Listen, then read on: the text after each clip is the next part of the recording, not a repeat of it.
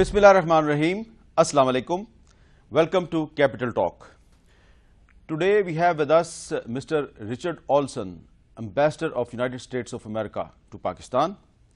Thank you, Mr. Richard Olson. My first question to you is about the fresh travel warning to the US citizens not to travel to Pakistan unnecessarily.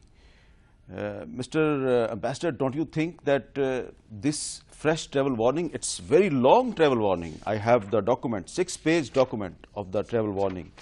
It may create some negative impact on the US-Pakistan relations? Thank you, first of all, for having me on the program, Mr. Mir, and assalamu alaikum to your viewers. This is a routine update. We do this periodically. So there is nothing particular that's driving this at the moment. It's a routine update. It's a routine update. It will not affect the working of the US consulate in Karachi, Lahore, and the working of the US embassy in Islamabad. It doesn't have any impact on those operations. We have our operations, unfortunately, in Lahore continue to be suspended. Our public operations, although some of the status of the people of our staff has shifted a bit, but that's an internal matter. But we continue to be active in Punjab, and our teams travel regularly down to Lahore. Ambassador, you must have seen the newspapers of this morning. Almost all the newspapers in Pakistan, they carried this story from the Washington Post that drone strikes curtailed on Pakistani request, quoted US officials. And let me quote the Washington Post story. The Obama administration has sharply curtailed drone strikes in Pakistan after a request from the government there for restraint as it pursues peace talks with the Pakistani Taliban. Would you like to comment on that? Well, let me say a few things. First of all, as you know, I'm very constrained on what I can say on operational matters, and I won't get into specifics. On the question of the talks, as I've said repeatedly, and as Washington has made clear, this is an internal matter for the government of Pakistan. We don't take a position on the talks. Indeed, we favor the establishment of the writ of the state, the authority of the state throughout Pakistani territory, but the methods and tactics that are used are up to the government of Pakistan, and we want to be a good supporter for the government in that regard. Finally, just on the question of drones, I would draw your attention to the President's State of the Union speech, which he gave a week and a half ago or so, in which he talked about the concerns of countries about our approach, and therefore the need for great prudence and vigilance, and for taking account of the concerns of our partners. And any particular reason of a long pause in drone strikes? Because there's a long pause. Well, as I said, I'm not going to be able to get into any specific operational issues, but I would again draw your attention to the President's State of the Union address, President Obama's address to the American people on January 28th. And, of course, the speech that he gave last year at the U.S. National Defense University in Washington, D.C. That lays out, I think, pretty clearly our position. So then I will go to the recent talks held in Washington, United States and Pakistan, and then maybe you will tell us something about the drone strikes. Any good news? Well, yeah, I'm happy to say that there's good news on the strategic dialogue. We had a very good meeting. There was a strong delegation from the Pakistani side, led by the senior advisor, Mr. Sartaj Aziz, and including Mr. Khwaja Asif, Minister of Water and Power. And there was a strong delegation on our side, headed by Secretary Kerry. And we covered the full range of our strategic relationship.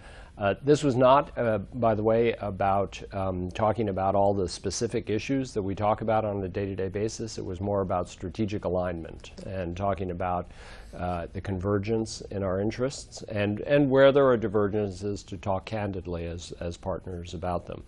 I like the way Mr. Sartaj Aziz characterized the overall talks and the relationship. He talked about the relationship between the United States and Pakistan being on a positive trajectory. And one of the things that we did in the strategic dialogue is reviewed the working groups that have been meeting, the 5 working groups that are under the rubric of the strategic dialogue. And in there, you asked for some good news. I think we had a bit of discussion, in fact, substantial discussion, of what the United States is doing to help Pakistan in energy. We reviewed the projects that we have had over the past 4 or 5 years, which have added 1,000 megawatts to the national grid, and that's 3 hydroelectric facilities and 2 thermal projects. In addition to that, we talked about technical cooperation.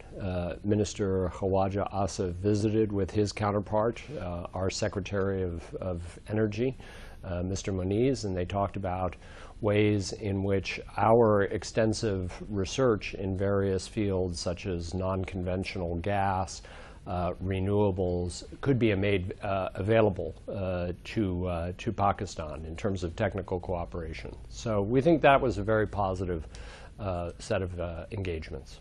Ambassador, what are the main hurdles in making good relations between Pakistan and United States? Let me rephrase my question. What are the main challenges, not hurdles, what are the main challenges in making good relations between U.S. and Pakistan? Well, the first thing is that there are more convergences than divergences. We feel that with regard to important regional issues like Afghanistan, there's a convergence. We're both supportive of a reconciliation process, an Afghan-led and Afghan-owned process. And we understand that that's a complicated thing to bring about, but I think Pakistan and the U.S. are aligned in that regard. We both are aligned in terms of not wanting interference from the region within Afghanistan, especially after December 31st, 2014, after the end of this year, when we were planning for a drawdown of U.S. forces, and Afghanistan will accomplish its transition. With regard to other regional issues, we applaud Prime Minister Nawaz Sharif's outreach to India, and we're very supportive of restarting the composite dialogue and dialogue between India and Pakistan on a variety of issues. So I think more than there were a lot of convergences. There are, of course, areas that are a little more contentious, and we talked about those as partners. We talked about cross-border militancy. And we made our points, which I think are probably quite well known, about our concerns about the presence of non-state actors on Pakistani territory that imperil us. And Pakistan also shared its views on its concern about non-state actors that threaten Pakistan's security. And what about Dr. Shakil Afridi? Well, as I say, this was about strategic alignment. We were having a strategic dialogue about our interests, and primarily, on the convergence. It was not a review of every single issue on the bilateral agenda. We have a lot of dialogue about this, and we do have a dialogue on that topic. But it wasn't. It's not. The strategic dialogue is really about strategic questions. And don't you think that the Shakil Afridi case is also related with some strategic issues? Well, I don't know. Do you think it's related with some strategic issues? Because the operation against Osama bin Laden was a strategic operation. Well, we think that Osama bin Laden represented a threat to not only the United States, but to Pakistan, indeed to all of the world. In that regard, I think our position on Dr. Shakil Afridi is well known. But I think that one of the things that all of us have been doing is working to put the difficult time from 2011 behind us and to focus on areas looking forward where we can work together in a spirit of partnership. So does U.S. Intends to make any deal on the release of Shakil Afridi? I'm not going to get into any speculation. Okay. Our position on Dr. Shakil Afridi is I think pretty well known, and I would just leave it at that. And Ambassador, can you say anything about Dr. Afia Siddiqui? Dr. Afia Siddiqui was convicted. It's a matter that's under judicial attention in the United States. We have heard that there is interest in a possible so-called in looking at a prisoner transfer. Unfortunately, there's no legal mechanism between the United States and Pakistan in that regard. But if there were to be, we would of course look at it. Ambassador, you mentioned earlier about the energy needs of Pakistan, and you know that Pakistan is facing a big energy crisis. So there is a perception in some political circles in Pakistan and also in a section of media that Pakistan-Iran gas pipeline project will benefit Pakistanis. But why United States is opposing Pakistan-Iran gas pipeline project? Well, we've made clear our position that the pipeline is potentially sanctionable. I say potentially because, of course, we wouldn't know for certain until something actually was presented as a legal matter. But it certainly appears to run against the spirit of U.S. sanctions. Now, let me say, and we've made that position very clear to successive governments in Pakistan. And let me just say that there is a process under which right now the permanent 5 members of the Security Council plus Germany, so including the United States, have negotiated with Iran an interim agreement on non-proliferation. We think this is a very positive step forward, but I would emphasize that this is very early days in terms of any warming of relations with Iran, and that U.S. sanctions do remain in place. So if the relations, the majority of U.S. if the relations between Washington and Tehran improves, ultimately Pakistan will get some benefit.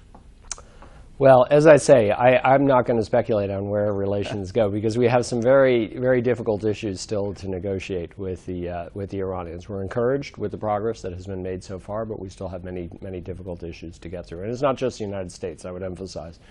It's the permanent 5 members of the Security Council plus the P5 plus 1, to put it in diplomatic jargon. Ambassador, this is February 2014. Mm-hmm. What do you see the U.S.-Pakistan relation in February 2015?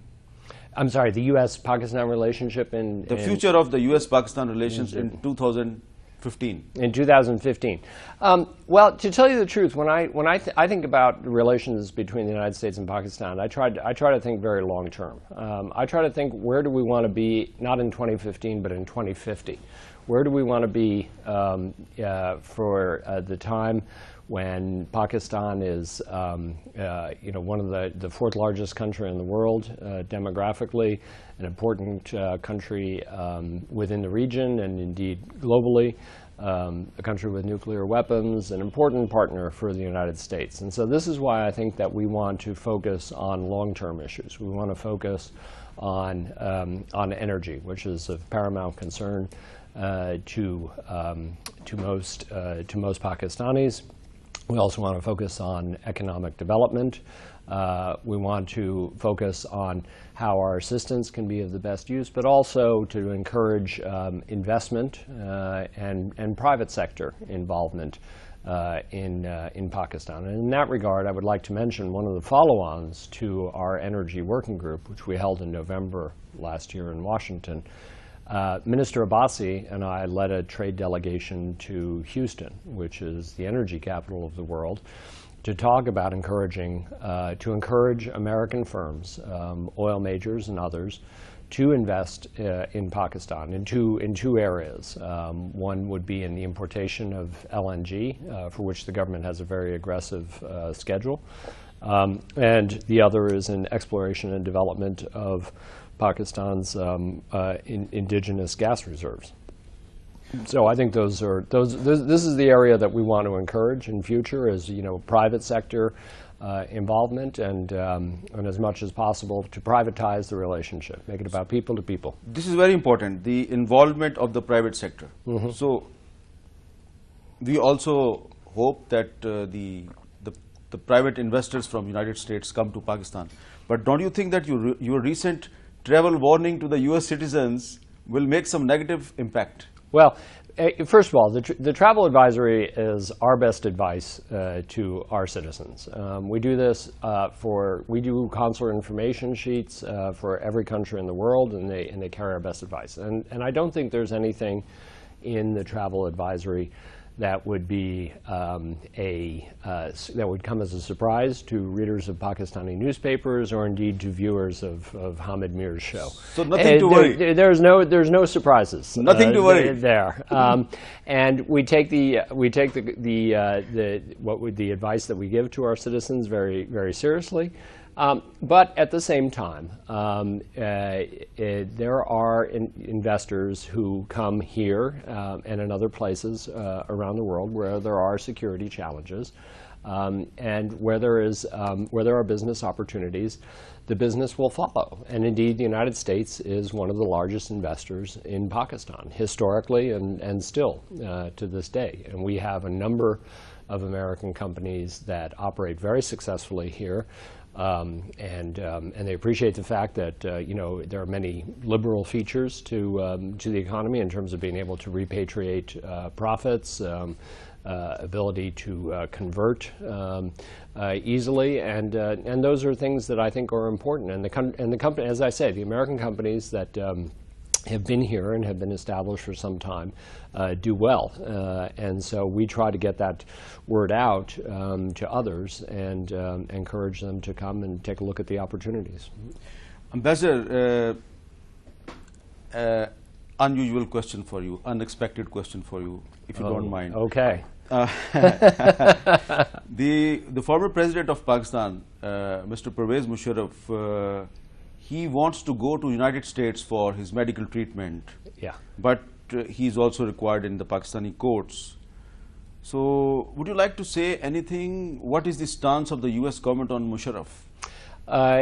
We don't take any position on any case that's under judicial review in Pakistan, and we have been careful not to give advice on this particular matter.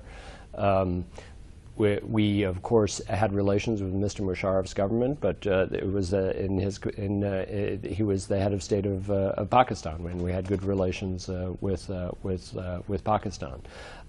So I don't think I want to offer any commentary on his status, or indeed on any of his future travel plans.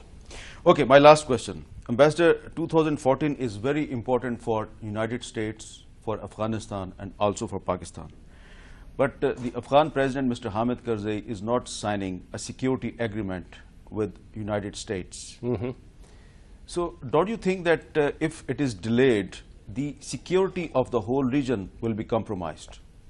Well, we would very much like to see the bilateral security agreement between the United States and Afghanistan. We think it, as you say, it's good for Afghanistan, it's good for the region, and it constitutes Afghanistan's invitation for a residual force to remain in Afghanistan. But more importantly, I think it would be seen as a sign by the international community of assurance that the entire structure for transition that has been put in place several years ago, including commitments for international assistance, were made at Bonn and Tokyo we'll be able to proceed smoothly. So we hope that the bilateral security agreement will be signed. Unfortunately, we have no alternative but to plan for other contingencies, including the possibility that it would not be signed, in which case we would be planning for having no U.S. forces after December 31st, 2014, the so-called zero option. But our preference, and we think strongly, it would be good for Afghanistan and good for the region to conclude the BSA. Thank you, Ambassador Richard Olson. Thank you. Now we will take a break and we will come back.